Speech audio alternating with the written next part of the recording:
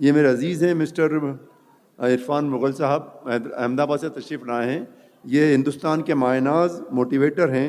ये कॉरपोरेट और टीचर्स के ट्रेनर हैं, बहुत अच्छे कॉरपोरेट स्टाफ के ट्रेनर्स हैं। ये कॉलमनिस्ट है, एजुकेशनिस्ट है। इनमें तमाम खूबियाँ अल्लाह ने बख्शी है। 24 साल से इस फील्ड में काम कर रहे हैं। ये इसके पहले रिलायंस कंपनी में वाइस प्रेसिडेंट की हैसियत से अपनी खिदमत अंजाम दी इन्होंने। उससे रिज़ाइन करने के बाद आपने इस शोबे को चुना है। अल्हम्दुलिल्लाह बड़ा नोबल जो मोटिवेटर का जो काम है या जो ट्रेनर का काम है, जो नोबल काम मानता हूँ मैं, ये उसका अंजाम देते हैं। अभी तक 12,000 ट्रेनीज़ को ट्रेनिंग दे चुके हैं ये, और माशाल्लाह हिंदुस्तान भर में बल्कि दूसरे ममालिक में फ़ेमस हैं। ये मेरे गुजारिश पर यहाँ तशरीफ़ लाए, मैं शुक्रगुज़ार हूँ आपका। इन्होंने अपनी ज़िंदगी का नज़रिया ये बनाया है, जैसे अभी हमारी बच्ची बोल के गई है, और हम सब भी इस बात से मुत्तफ़िक़ हैं कि अपने लिए जिए तो क्या जिए। इन्होंने अपना निज़ाम ये बना रखा है कि 15 दिन ये अपने कारोबार या अपने फैमिली के लिए दो पैसे कमाने के लिए काम करते हैं, और 15 दिन ये खैर काम करते हैं। आपको सबको इनके लिए दुआ करना चाहिए। मैं इस्तकबाल करता हूँ मिस्टर मुग़ल, आइए तब तशरीफ़ लाइए। अस्सलामु अलैकुम वरहमतुल्लाहि वबरकातुह। शुरू करता हूँ अल्लाह के नाम से जो निहायत ही रहीम है, करीम है और रब्बुल आलमीन है। तमाम तारीफ़ मेरे अल्लाह के लिए है, और सिर्फ़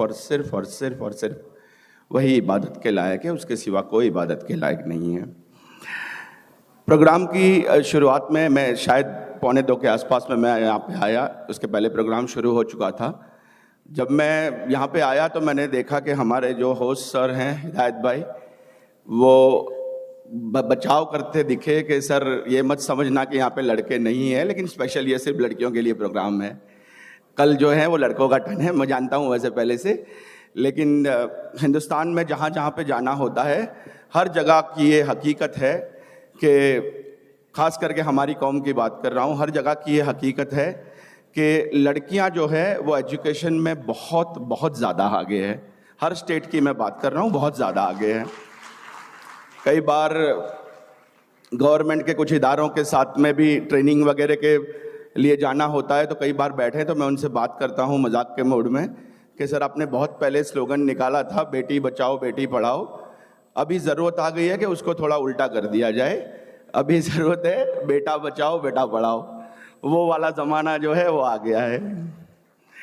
अच्छी बात यह है कि जो हमारी बहनें हैं, ख़वातीन हैं, जो हमारी बच्चियां हैं, उनके पास आज के दौर के हिसाब से डिस्ट्रैक्शन के लिए बहुत कम ऐसे टूल्स हैं जिस पे ये डिस्ट्रैक्ट होते हैं।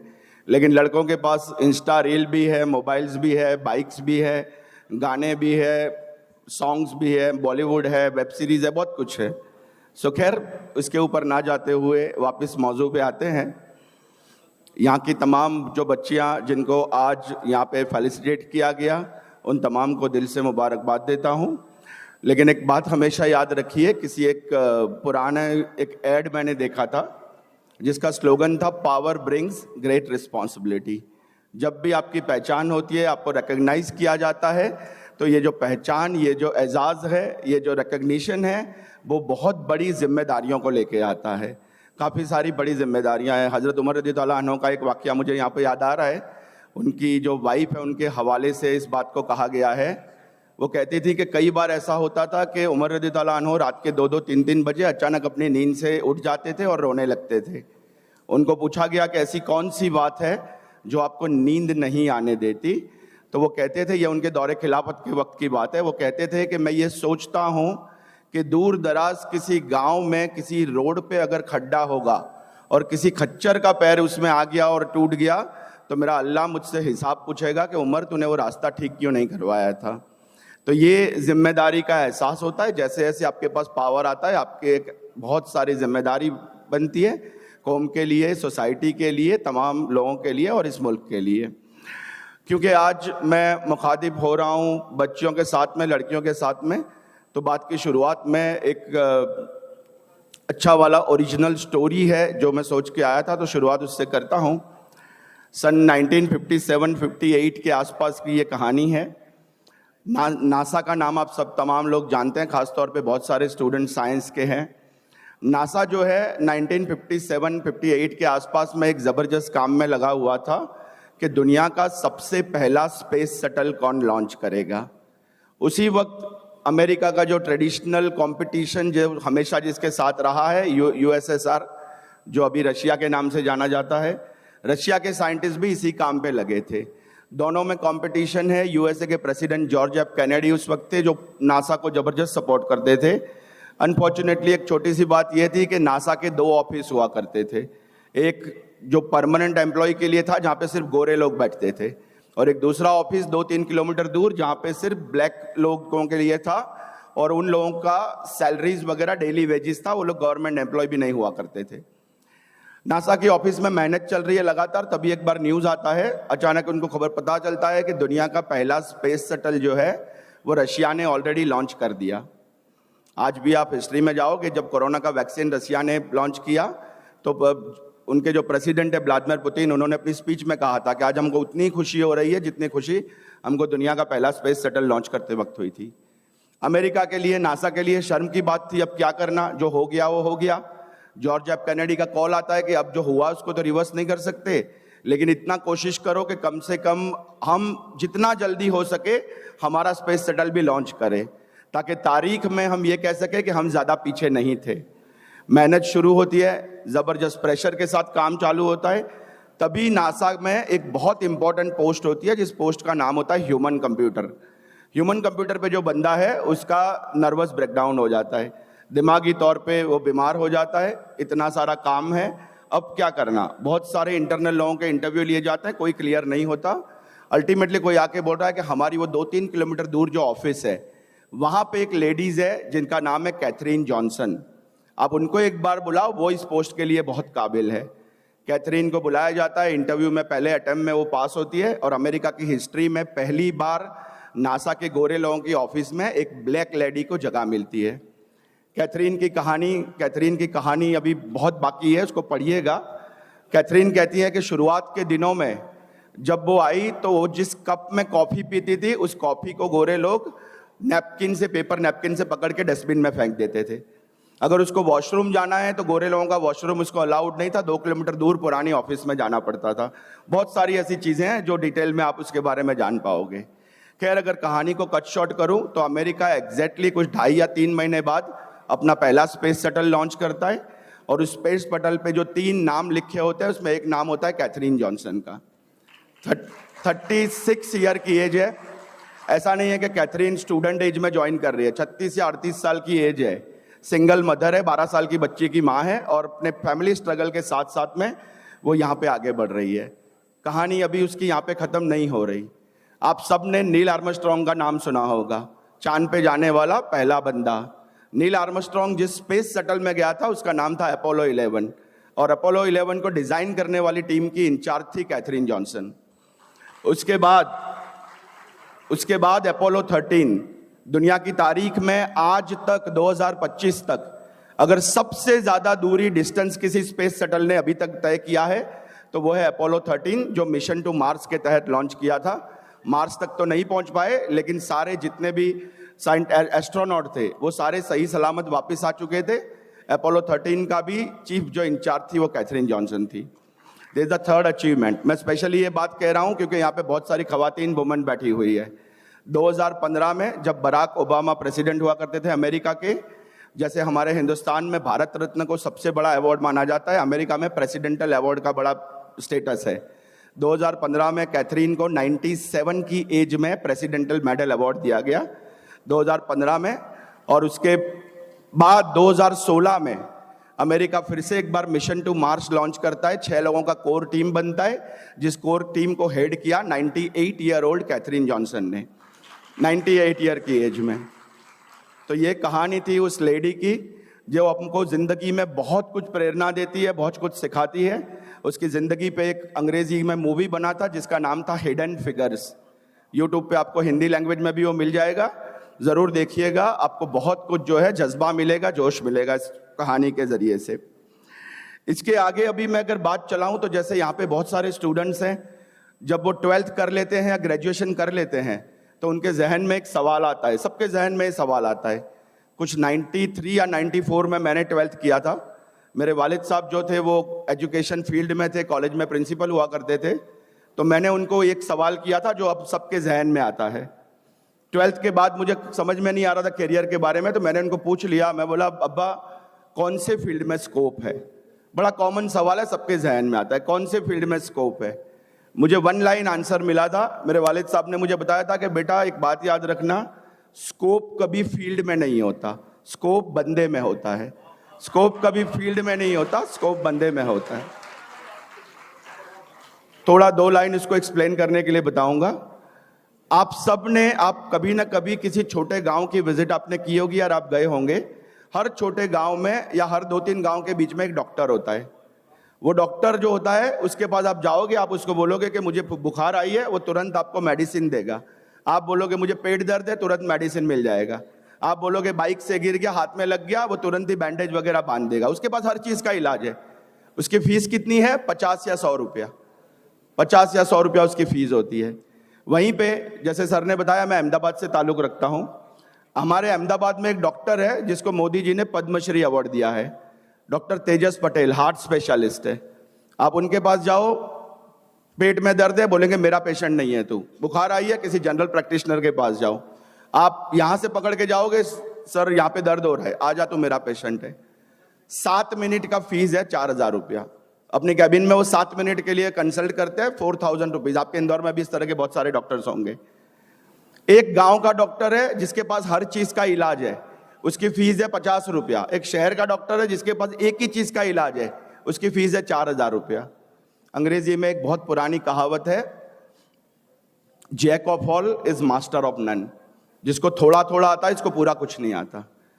मेरी बात याद रखना, जो बात कही गई है, स्कोप फील्ड में नहीं बंदे में होता है। कोई भी एक काम करो लेकिन उस चीज के एक्सपर्ट बन जाओ। आप हर चीज में थोड़ा थोड़ा कोशिश करोगे, कहीं पे भी एक्सपर्ट नहीं बनोगे। दुनिया एवरेज की कदर नहीं करती। आज की दुनिया जो है वो एक्सपर्ट की कदर करती है। मैं अक्सर कहता हूं, अभी जब मैं होटल में आ रहा था मुझे बताया गया कि हमारे यहाँ पे इंदौर में बहुत सारे बिजनेसमैन हैं जो स्क्रैप का बिजनेस करते हैं। मैंने कई जगह पे देखा है, हमारे खास करके गुजरात वगैरह में, कि स्क्रैप का बिजनेस जो होता है वो बहुत प्राउड से कोई नहीं बताता, हालांकि बताना चाहिए, बहुत जायज और हलाल बिजनेस है। आप देखिए स्क्रैप के जितने भी लोग हैं बहुत बेहतरीन, अच्छे से अच्छे कामयाब बिजनेसमैन होंगे। हो सकता है वो अंग्रेजी में बात नहीं कर सकते हो सकता है कि उनको शायद स्मार्टफोन चलाना या चैट जीपीटी, ग्रोक वगैरह चलाना नहीं आता हो, लेकिन फिर भी वो अपने इलाके के सबसे बेहतरीन कामयाब बंदा है, क्योंकि वो अपने धंधे का पक्का खिलाड़ी है।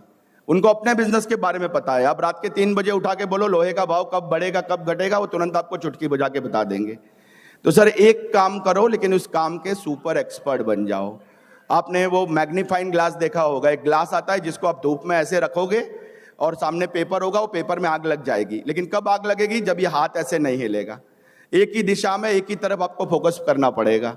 उसी के रिलेटेड अगर एग्जाम्पल दूं तो मान लीजिए आपको एक कुल्हाड़ी दे दिया और जंगल में भेजा, कहा कि जाइए पेड़ काट के लाइए।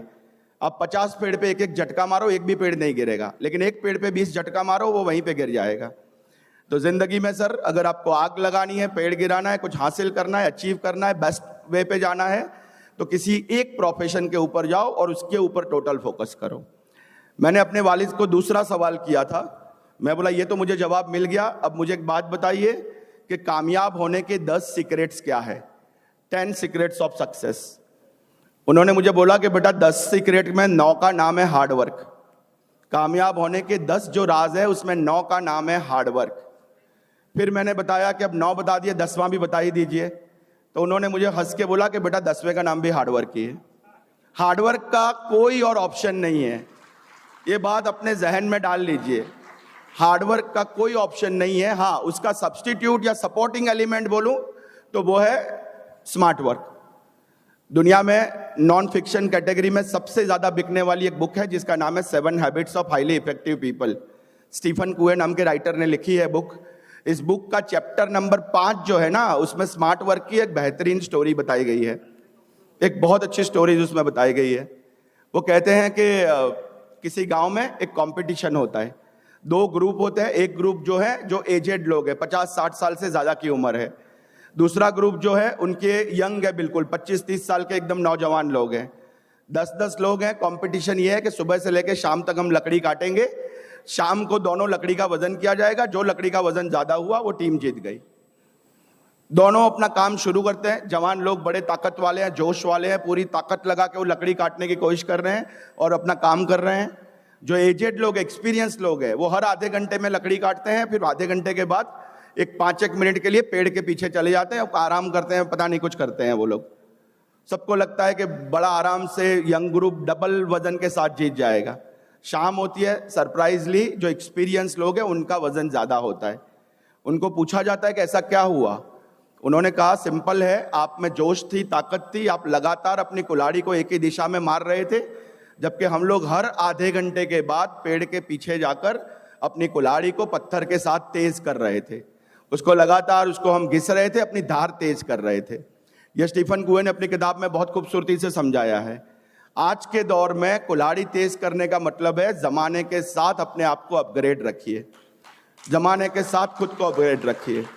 मैं कई जगह पे देख चुका हूं कि हमारे हाल ये है कि दुनिया बुलेट ट्रेन में भाग रही है, हम अभी भी लोकल ट्रेन के प्लेटफॉर्म पे इंतजार कर रहे हैं। अक्सर मैं कई जगह पे पूछता हूं आईटी रिलेटेड क्वेश्चंस या उसके रिलेटेड ग्रोथ के रिलेटेड, तो ज़्यादातर जो मुझे जवाब मिलते हैं, मुझे लग रहा है अभी हम बहुत पीछे हैं। ऐसा है कि मान लीजिए 2025 में आप दुनिया के सबसे कामयाब तलवारबाज हो, लेकिन 2025 में आपको अगर बॉर्डर में भेज दिया तो आपकी तलवार की स्किल कोई काम नहीं आएगी। आज का दौर जो है उसके स्किल बदल गए हैं, ज़माने के तरीके बदल गए, आपको आज के दौर का तरीके सीखने पड़ेंगे। बड़े पॉपुलर एग्जाम्पल है, आपने कई बार सुने होंगे, नोकिया का एग्जाम्पल आपने बार बार सुना होगा।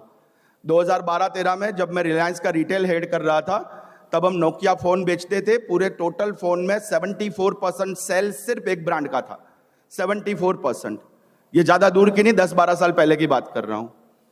एंड्रॉयड आया, एंड्रॉयड ने नोकिया को रिक्वेस्ट किया कि भाई ये सिस्टम है, आप ले लो। नोकिया बड़ा ओवर कॉन्फिडेंट में था, कहता है कि मुझे अपने सिम्बन्स पे भरोसा है, मुझे एंड्रॉयड की ज़रूरत नहीं है। एक छोटा डिसीजन, विद इन 2 साल नोकिया का 1% भी बिजनेस नहीं बचा, कहीं बोल रहा है वो गायब हो गया। HMT वॉच याद करिए, HMT नाम से घड़ी आती थी, बहुत लोगों को याद होगा, बहुत बड़ा ब्रांड था। एटलस और हरक्यूलिस साइकिल को देखिए, बहुत बड़े बड़े ब्रांड थे। कोडेक कैमरा है, कई नाम है, जितने नाम याद करो, उन्होंने अपने आप को जमाने के साथ अपग्रेड नहीं किया। जब आप अपनी कुल्हाड़ी तेज नहीं करते, अपने आप को अपग्रेड नहीं करते, जमाने के साथ नहीं रखते, तो आप दुनिया से पीछे रह जाते हो। और इसके बाद तीसरा और आखिरी सवाल मैंने अपने अब्बा से किया था। मैंने बोला अब्बा आपने 2 सवाल के जवाब सही दे दिया, अभी मुझे आखिरी बात बताइए कि आज के ज़माने में अगर मुझे प्रोफेशनली कामयाब होना है तो कौन से वो 3 हुनर है जो मेरे पास होने चाहिए। मुझे उर्दू के बड़े आसान लफ्ज़ मिले थे, 3 हुनर।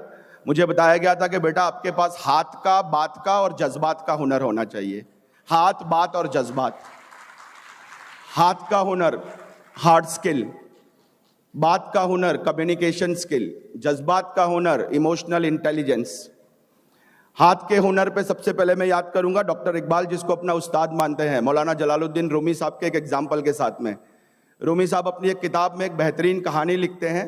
वो कहते हैं कि किसी ज़माने में एक बहुत बड़ा साहब हुआ करता था, बहुत सारी डिग्रीज थी उसके पास, बहुत बड़ा साहब था।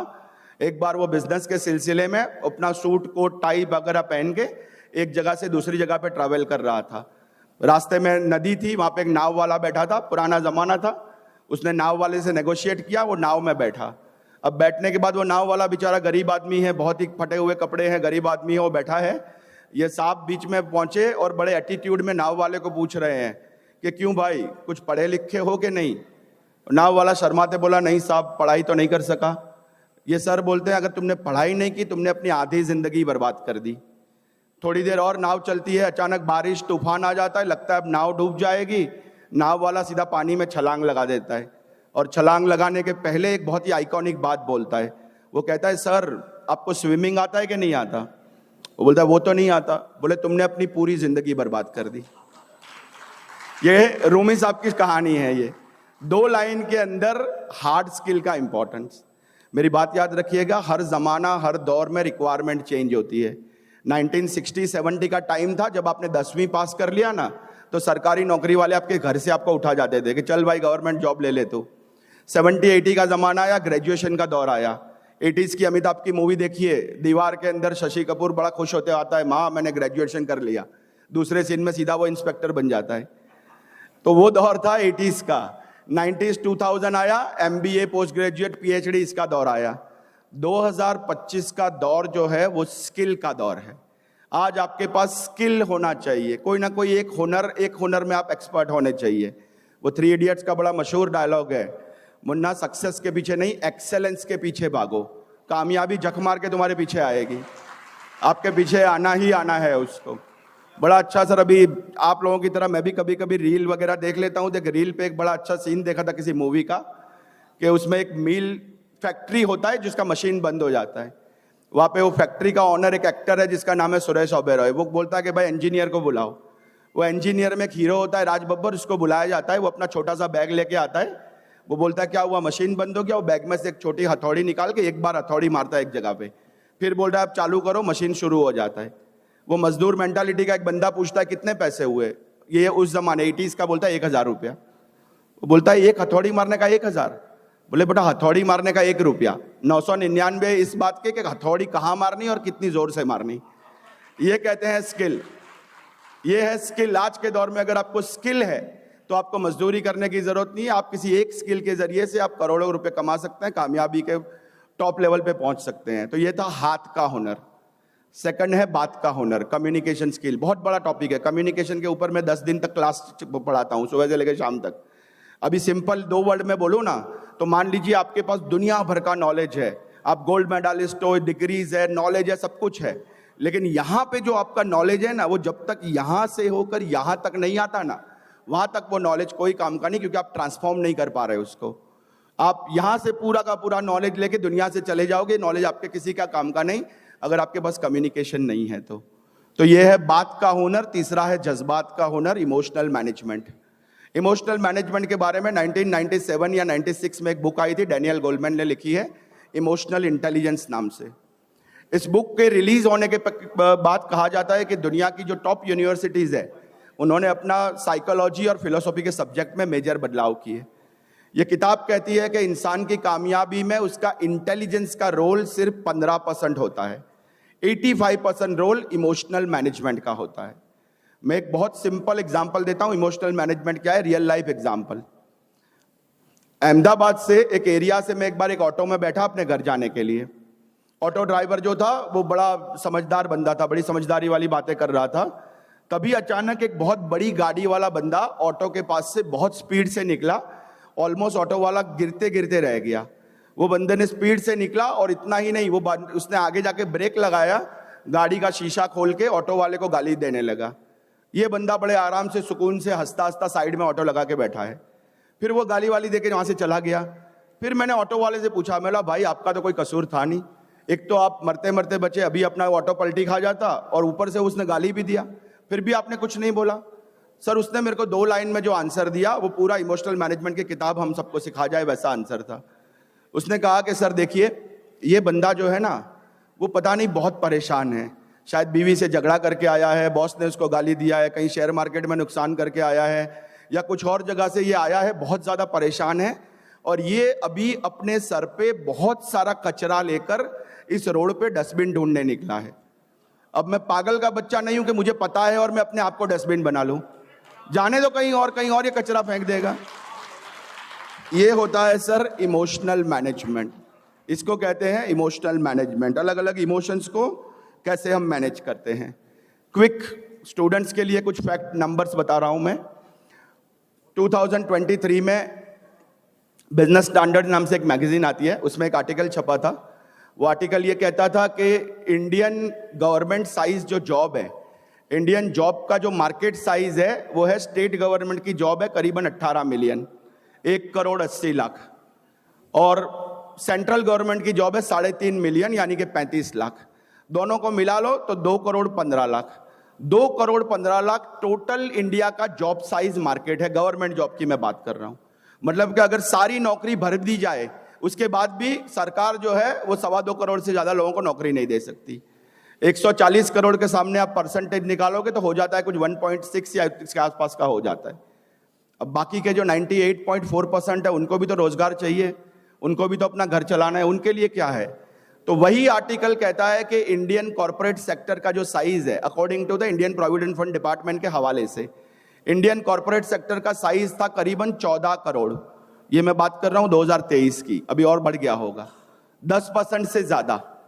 हमारे जो बच्चे हैं, बहुत मुझे दिल से खुशी हुई कि बहुत सारे लोग डॉक्टर्स बन रहे हैं, जी नीट के क्लासेस चल रहे हैं, गवर्नमेंट की तरफ हम रुझान कर रहे हैं, बहुत अच्छी बात है। लेकिन कैसा हो रहा है ना कि एक बिरयानी की थाली है, हम 20 लोग एक ही थाली में हाथ डाल रहे हैं, पीछे 50 देख भर के पड़ी है, हम उसकी तरफ देख नहीं रहे।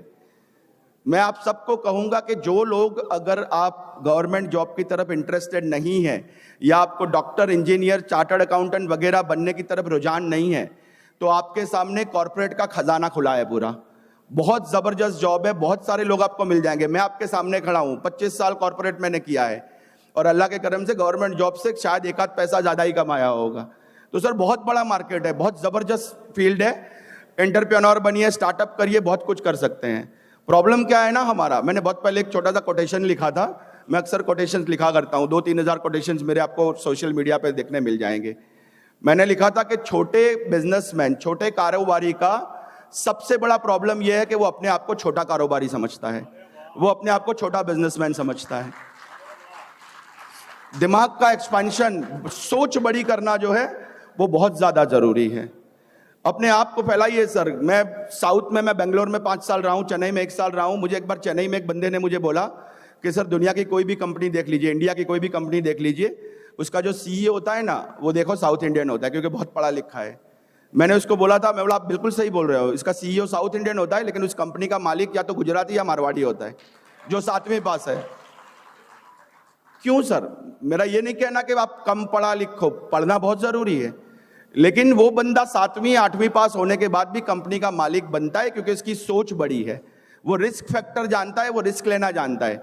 वो ये नहीं डरता कि बिजनेस बढ़ाऊंगा तो टैक्स ज्यादा देना पड़ेगा, वो नहीं सोचता कि बिजनेस बढ़ाऊंगा तो कंपटीशन ज्यादा है या और फैक्टर्स है, कुछ नहीं होता सर। एक बार आपको वो सोच डेवलप करनी पड़ेगी, वो साइज के ऊपर, वो थिंकिंग को क्रॉस करना पड़ेगा, अबव द लाइन सोच डेवलप करनी पड़ेगी। तो तमाम स्टूडेंट्स को और बिजनेसमैन को, दोनों को रिक्वेस्ट करता हूं कि एक लेवल के ऊपर भी जाना जरूरी है अगर हमको अपना साइज डेवलप करना है तो। खैर, अपनी बात के बीच में बात में मैं भूल गया, इकबाल भाई को शुक्रिया कहना चाहूंगा, इकबाल भाई गौरी साहब को। शायद वो मुझे नहीं जानते, लेकिन मैं पाकीज़ा के साथ 3 महीना जुड़ चुका हूं। उसके पहले महबूब भाई के साथ में एज ए कंसल्टेंट काम कर चुका हूं सर। तो बहुत बहुत शुक्रिया सर, अच्छा लगा आपको यहाँ पर देख के।